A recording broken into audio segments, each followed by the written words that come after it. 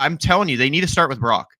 All right, either you sign or we'll draft your replacement in the draft. Like, those are your two choices. We're not going to play games anymore. Well, here's why I think this is so interesting. I mean, the backdrop of these rumors about the Ayuk negotiation, how the front office feels. So here's what the Niners do, right? Parag comes in with a valuation on a player. They give a pretty low offer off the bat. Yeah. Then at the very last freaking minute, Kyle Shanahan comes in and insists that the front office give the player what the player wants. That's been their pattern. So let's say the Niners have changed their feeling about Kyle Shanahan and aren't in the mood to capitulate to his wishes. They're going to give Brock Purdy their offer. I'm sure they've given it to him already. Oh, for sure. And it's not great. Otherwise, he would have accepted it by now. For sure. And maybe Brock's waiting for Kyle to come in and be like the white knight at the last minute and save him. And maybe this year the Niners are going to say, no, Kyle, we're not going to let you come in and tell us to pay $60 million a year for Brock Purdy. You did that for Ayuk. You did. Another thing that Kawakami says that they're frustrated about the Bosa negotiation because that was the first time where they just caved and gave the player everything he wanted at the very last minute, and that created the precedent for the Ayuk situation. Yeah. So our assumption is going to be for this scenario. Our assumption is Kyle is the one that comes in and basically swings his weight around. And he said it, not Parag. Okay. He said it. He literally said that he got Ayuk to agree to $30 million a year, and he ran upstairs and stopped the 49ers from trading Ayuk. They were on the phone with the team. But Steelers, I'm saying like we're assuming that for like Nick Bosa and stuff like that. Yes. Like, okay. So under that assumption, yeah. But here's even my thing, right? Nick actually had precedent to be paid what he was paid, right? Like, he had the precedent of, I'm defensive player of the year. I'm constantly in those conversations, and like, I'm just one of the best edge rushers in the league. Hold on. Here's the other way to look at it. They made him the highest paid defensive player in the league. And in the last 2 years, no defensive player has exceeded what he's getting. So you could, I mean, at the time, the Niners probably were talking to like, hey, man, this is where the market's going. But now they look at it and it's like Bosa's regressed a little bit and no one's past that salary. You're looking at me like, man, we're spending way too much money for that. Why are we spending $34 million a year? Well, we should probably be spending 27. Here's something I think they need to take from the Roseman book. And this is something I've been a big proponent on. I think the issue, though, again, let me just say, you need to move on from players that even may seem like cornerstones if they're too much. Hassan Reddick, Javon Hargrave. But in coupling with that, the reason the Niners and Kyle possibly are scared is they are absolutely horrendous drafters. I think Howie Roseman's the best GM in the NFL because he knows when to sign, who to sign, what to sign them for, and he can kill it on the draft. He got rid of Javon Hargrave and then got the next Aaron Donald. Mm-hmm. He got, he has. Meanwhile, the Niners are still trying to replace DeForest Buckner. Still. Right. Yes. And they have Nolan Smith, Justin Sweat, and they got rid of Reddick and they're fine. Like they got rid of what's his name? CJ Gardner-Johnson. They have Cooper DeJean, Quinion Mitchell, and brought him back after he left for more money. Yes. It's one of those things where they just constantly are like, okay, yeah, we're good. We know how to draft. And like Zach Bond this year, he's their all-pro linebacker. They probably won't re-sign him. They'll find a way to replace. Meanwhile, the Niners might go out and replace Zach Bond. Sign Zach Bond. That's the kind of move they would do. Or they're going to stress out and sign Greenlaw to something he wants that they don't need to. Yeah. But why? Because they're too scared. They don't know how to draft it. Whereas the Eagles take the opposite approach. And I think that's why the Eagles have a Super Bowl ring and the Niners do not.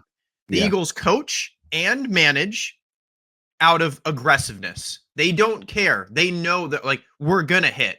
We're going to be good. We're going to be fine. Even in the Super Bowl, we're going to put our foot on the Chiefs' throats, and we're not just going to default to a run game for the entire second half. The Niners, on the other hand, we need to keep the team together. We need to keep the team together. Please sign everyone. And it's nice. It's nice that in Philly, Nick Sirianni isn't running into the front office and getting in the way of Howie Roseman doing his job. So this is what I think is going to happen. We're talking about Kyle Shanahan potentially being on the hot seat. I don't think people really realize it, but he's cost the Niners a lot of money. Yeah. And I don't think I don't know if they're going to fire him as a coach. I think they still feel like he's an asset as a coach. But what I could see happening is if they have another down year this year, they could fire John Lynch and bring in a general manager who has prior general managing experience. And that would mean less power for Kyle. And they'd essentially be saying, Kyle, focus on your job. And I mean, that's, I think, what's at stake right now. Maybe John's job.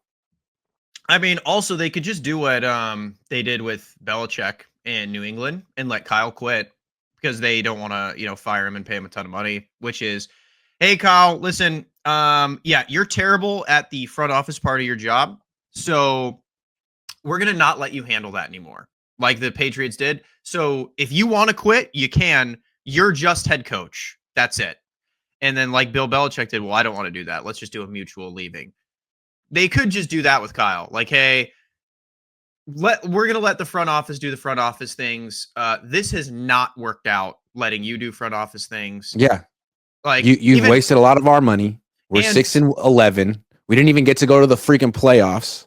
So if this year we're bringing back Saleh, we make him the highest paid coordinator. We're spending, baby. We're making him the highest paid coordinator. We have an easy schedule. If you don't get back to the playoffs and win a game, I mean, what excuse? We spend the money. We bring the people in. At a certain point, they got to make big changes. And I think they should have made them already. I do too. And it is not like everyone keeps bringing up Andy Reid. Like, okay, it took Andy Reid getting probably the greatest quarterback of all time to start winning. So using Andy Reid as an excuse, like, well, what if he becomes Andy Reid? Well, if he walks into a situation where he gets the next greatest quarterback of all time, then yeah, any coach is probably going to win. But yeah, I think a lot of Niners fans are in denial because, I mean, they would have to say Grant was right, but it's one of those things, man, where like you'd be foolish to not think Kyle is on the hot seat. Jim Harbaugh got fired because him and Jed didn't get along well. You think Kyle's not on the hot seat for burning through hundreds of millions of dollars and making our team a retirement home almost at this point? Like, he's on the hot seat. His seat's getting warm. If he does poorly this year, yeah, I would be shocked if Kyle was the 49ers coach after this year if we missed the playoffs after this offseason. I would be shocked if John Lynch were the general manager too. I think for sure. They really have to address the fact that they're just giving money away to players. And it's created a precedent where it's hard to negotiate. It's going to be hard to negotiate with Brock when Brock's just going to sit there and take his time and be like, okay, but the second offer is coming in September, right? If I just chill, Kyle will get upset and Kyle will get all bothered and he'll run in and force you to pay me what I want. So even though I said I wanted to get it done, like, this is ridiculous that you're offering me. You want to know the best thing the Niners could do during this negotiation? Tell me. Have Kyle at the combine scouting every single top end quarterback. Go to Miami's pro day, talk to Cam Ward. Go to Colorado's pro day, talk to Shadur. Go to Ole Miss's pro day, talk to Jackson Dart. Show him and his agent, we're not kidding. We'll just take your replacement. We don't care. We will. Yes. And then go look at the Will Howards and whatever else, like the people that could potentially be his backup. Go talk to Zach Wilson. Throw out some smoke. Hey, we're looking to bring in competition for Brock. Talk to Aaron Rodgers, or at least even throw out a smoke screen that you're talking to Aaron Rodgers. Correct me if I'm wrong. Do you feel the same way? I mean, the fact that this is, again, maybe Tim's completely full of it. Yeah. But if it's true. And again, I've heard similar things that the Niners are frustrated about all this money they've spent the last few years on players, really because of Kyle recommending that they spend more than Parag maybe would have wanted them to. Does that mean that they're gonna? I think a lot of people expect them. Hey, they're just gonna give Brock $60 million a year. I don't think they will. I think this means that they're probably trying to hold a hard line on Brock. I reverse agree the trend. with you. I don't think they will. I do not think Brock is getting $60 million. And if he does, I think it's going to be structured like Jimmy's deal, where it looks like $60 million, but you have like a easy $1 to $5 million out in year 3. Like, you have all these ways to where it dresses up and looks like $60 million. So him and his agent can save face. But for the Niners, it's not $60 million. But again, in my opinion, they need the front office. I think the Niners want to save face. I think they look like pushovers. Every year we gave Bosa more than anyone would give a defensive player. We gave Ayuk more than anyone. I mean, we feel dumb for giving out it's hurting us. And now we're going to possibly sell 10% of our freaking franchise. So you know what? We don't want to be known as a team that just capitulates and buckles to every player who wants money. We're going to take a stand right now with the quarterback who just went 6-9 and got hurt twice. Yeah, and that's my thing, right? Is it also doesn't help that you have like Steve Young and Joe Montana going on and Jerry Rice going on. So pay him, pay him, pay him. Pay him. Like that doesn't help because Joe Montana and Steve Young were also big fans of Jimmy Garoppolo. So I don't. They were also big fans of Alex Smith. So I don't think they should be trusted to make quarterback decisions either. I feel like people take former player opinions way too seriously, but yeah, I mean, I don't know, man. I feel like the front office has to be the front office. Take a hard line with Brock Purdy. All right, dude, if you don't want to sign, we're not doing the same thing we did with BA. We will just draft your replacement. Have Kyle, force Kyle to go meet with other quarterbacks. Don't care if you love Brock. You're meeting with other quarterbacks because we're not playing this game again. Like, Yeah, it's just like straight we up. like you, but we drafted you in the 7th round. Yeah, We you're can not do that it good. again. You will never get that money anywhere. Like, period, anywhere, and that includes us. That's what the Niners need to do. If no other team is willing to pay the money for the player, don't pay the money for the player. Like, it's that simple. Like, have Brock's agent go out and look for trades and see who's willing. I guarantee you, not one team in the NFL would be like, "Yeah, we'll pay him $60 million." Guaranteed. Like, if they need that, like, geez.